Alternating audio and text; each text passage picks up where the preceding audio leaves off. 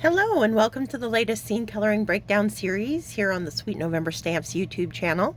I am Amy and I am co-owner and illustrator for Sweet November Stamps. We recently had our Halloween clear stamp release, and so we are going to be using one of those new Halloween themed stamps for this series of videos. This is our new SN guy Baron. He is a vampire, classic vampire image, and I have paired him with one of our older background builder sets that is called the Spookville Horizon lines.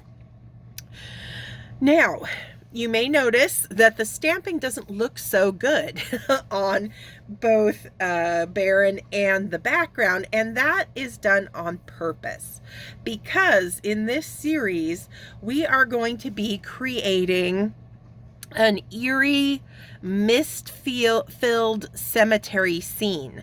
So whenever you're wanting to create a background that has that illusion of kind of mist laying across the landscape, one of the most important things that you can do before any coloring comes into the mix is that when you are stamping your image, I've inked up Baron, but before stamping him to the Catherine Pooler cardstock that I'm using, I took just a kind of semi-damp baby wipe. It wasn't particularly wet or anything, and I just did a few quick swipes of that baby wipe across the stamps because I didn't want to lose the line work entirely, but I wanted to give the image a few spaces where the line work is less distinct so that when we create our mist, it will be reinforced by looking more opaque because those lines will appear to be lighter in the areas where we have that mist kind of crossing in front of our vampire figure here. Same thing for, the spooky tree in the background, some of the gravestones in the background. So after I had stamped Baron, I masked him, and then once I inked up those background elements again before stamping them on the cardstock, I took that same baby wipe and just did a couple quick swipes just to kind of give it that effect of being very light in some areas and much more dark and opaque in other areas. And that's going to be very key to creating a convincing foggy / misty kind of look to our scene. All right, so now that I've got that explained, we are going to, I know usually I kind of start with the characters, but because the mist is going to be such a strong element within this scene and it's going to affect our character as well as everything else around it, we're actually going to start blocking in kind of the mist areas within the scene. And so I am going to start, and you can use a variety of different colors when you're doing, like, you just kind of pick a mood, a color story for your thing. You can do it with grays, you could do it with purples, you can do it with blues, whatever colors you want to use. In this instance, I'm going to be using a mix of kind of grayish blues and purples to create our misty background, but don't feel locked into that. You can do it just as easily. Like I said, if you want to go really monochromatic, and a great way to kind of play and practice with it could also just be picking a gray color family and doing similar tonal ranges with those. But we're going to be going kind of bluish purple throughout this scene. So I'm going to start blocking in my mist using a B60. It's a blue that kind of falls both on the purple side, and it does also have a lot of gray to it. So it's going to be a nice kind of base for what I'm trying to do here. So I'm using the side of my nib so I get a nice wide path of color down. And so because my ink has been wiped away from Baron here, kind of across his calves, I'm going to be laying my color on either side of that area. So you're kind of coloring the space, not so much the mist itself, because we're going to be utilizing the white cardstock to create the whitest parts of our mist. So I'm coloring around wherever I want my kind of tendrils of mist to be kind of floating across the landscape here. We are going to ground him. But then, so I've got, you know, kind of this light area across here. So then I pick up above it. So I'm coloring in the space above and below our little tendrils of mist. Now this lightens up a little bit here too. Maybe not as densely as down here, because we see a little bit more of that line work. So, but I'll kind of space it further apart where I kind of put in some of our B60, and I'm just using this very light B60 to kind of map out where my strongest areas of the mist are going to kind of fall.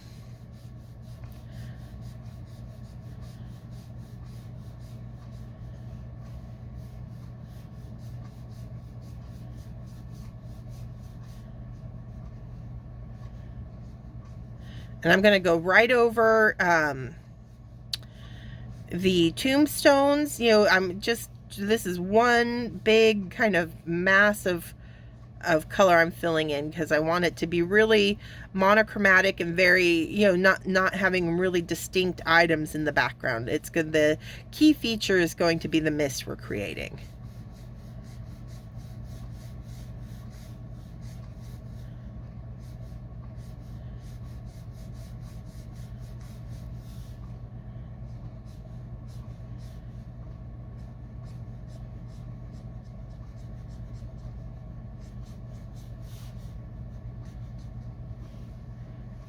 Okay.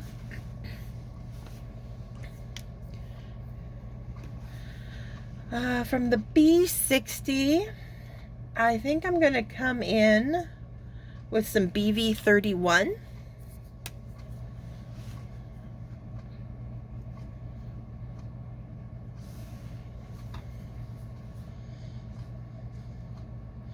And I'm going to continue to build up my colors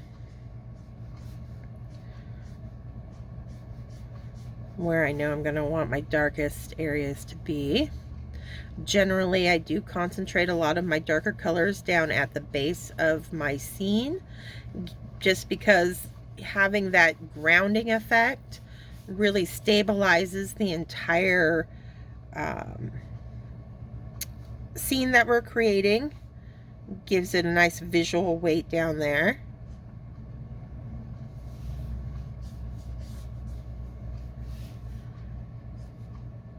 And again, still using, you know, that side of that nib, these very light, gentle. You can see I'm holding the marker way back here, so there's not very much pressure on the end of that pen. So it gives me a very light brush stroke that way.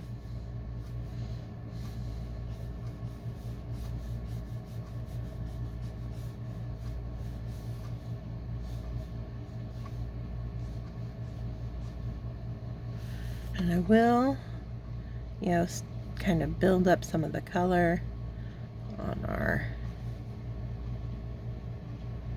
little tombstones here and there.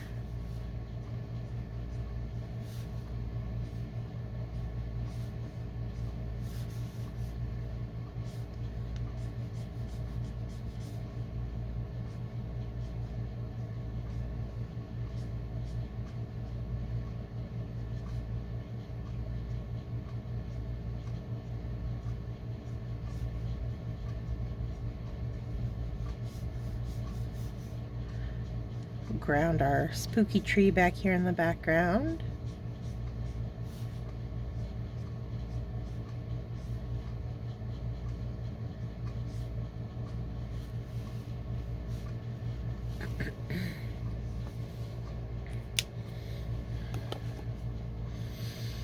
I think next I'm gonna see what it does to bring in a little bit of B93.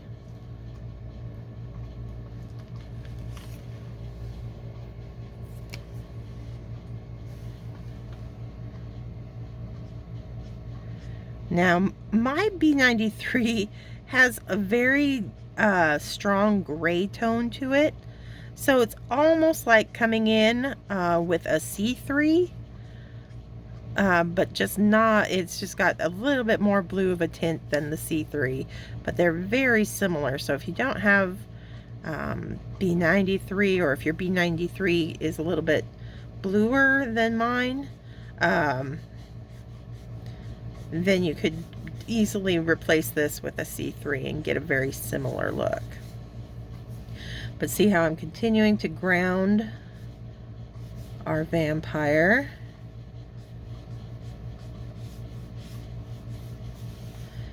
And we'll continue to build up little spaces where the, the mist is kind of thinner, so we see a bit more of the landscape showing through. Because that's the key to all of this. We're not coloring the mist itself, we're coloring the space around the mist, and that's what you got to keep in mind. It's a little juicy, so I'm just taking off both caps so we don't get an accidental blob of color.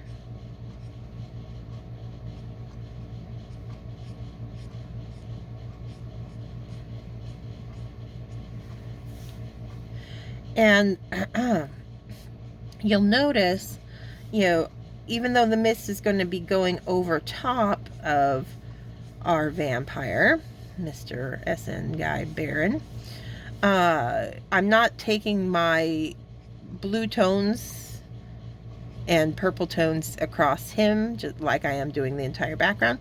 That's because we're going to use our tones, his skin tones, his clothing.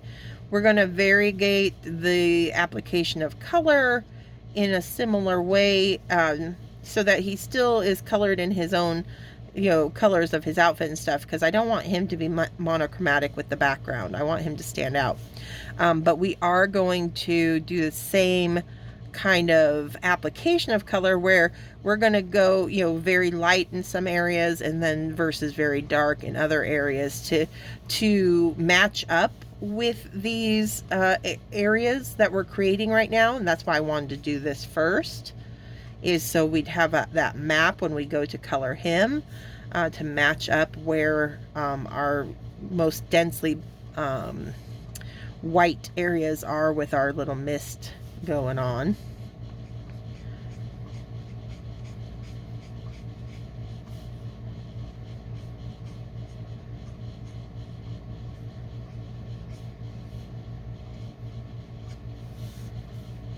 Okay.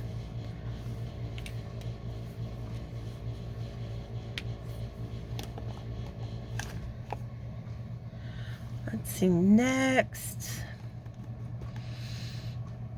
I think I'm going to come in with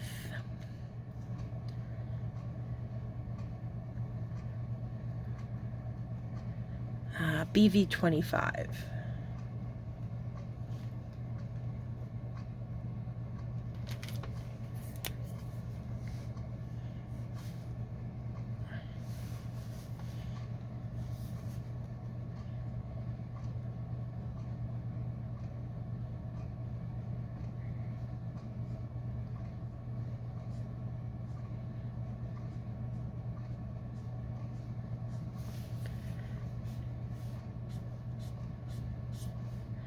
And as our colors get deeper, the contrast gets stronger. It's going to make those white areas that we're leaving appear even whiter in contrast, which is a good thing. That's what we're after. I know I say it a lot, but our darks make our lights look lighter and vice versa. So you don't want to shy away from going a little bit darker than you may think that you need to do, because it will add to the drama of the overall scene that you're creating.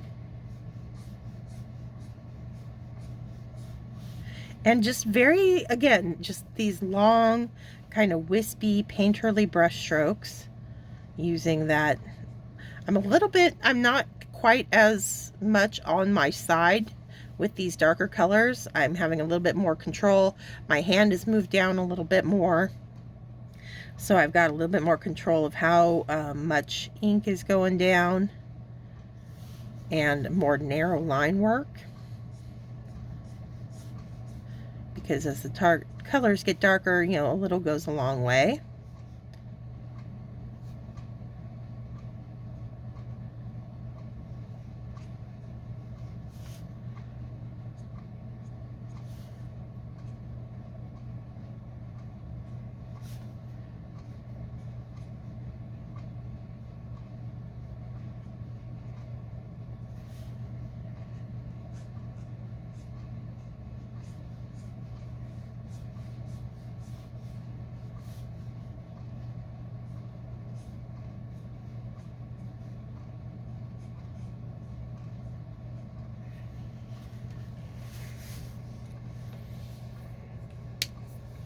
I think I will, you know, we'll probably go a little bit darker, but for now, I'm going to kind of work my way back down and kind of fill this in.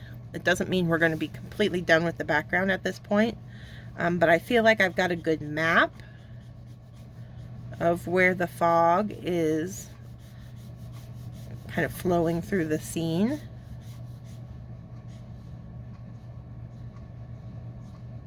So I'm back to that B93.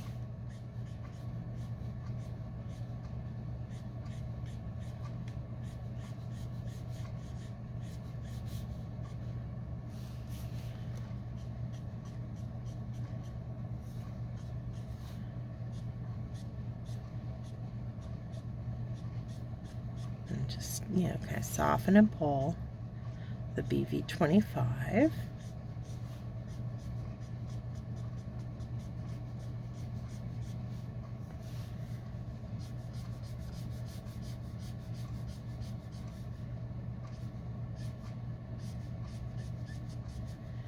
And a little bit more will go down with this kind of round of color than the initial application of the B93. Start eating away at our mist a little bit more, every pass of color that we add.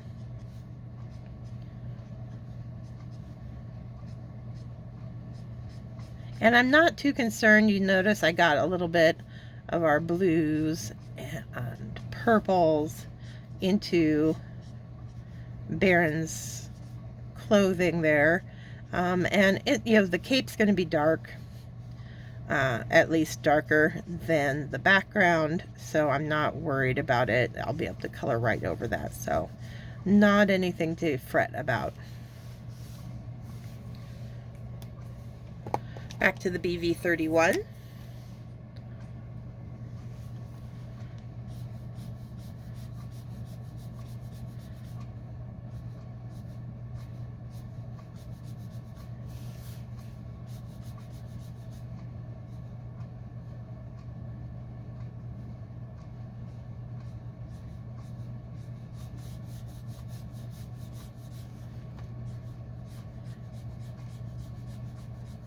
They're pretty generous with, you know, my color down here, getting a pretty good fill in at the bottom of that scene.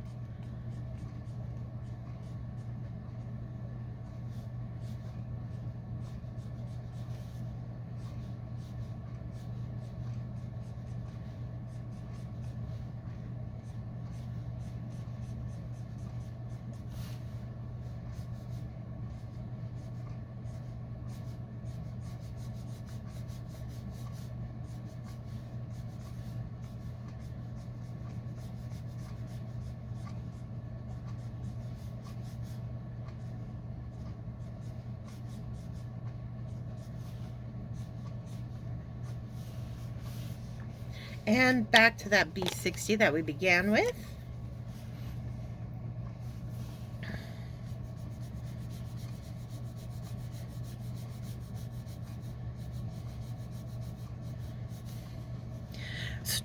It's a lot like when we're coloring in like a nighttime scene with snow.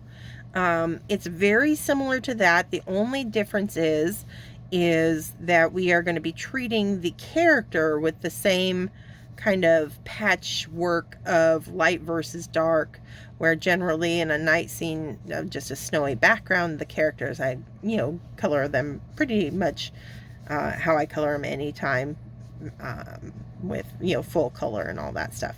What's going to sell that the mist is kind of going in front of and behind this character is the treatment we're going to give him in his clothing in one of the next videos. Okay.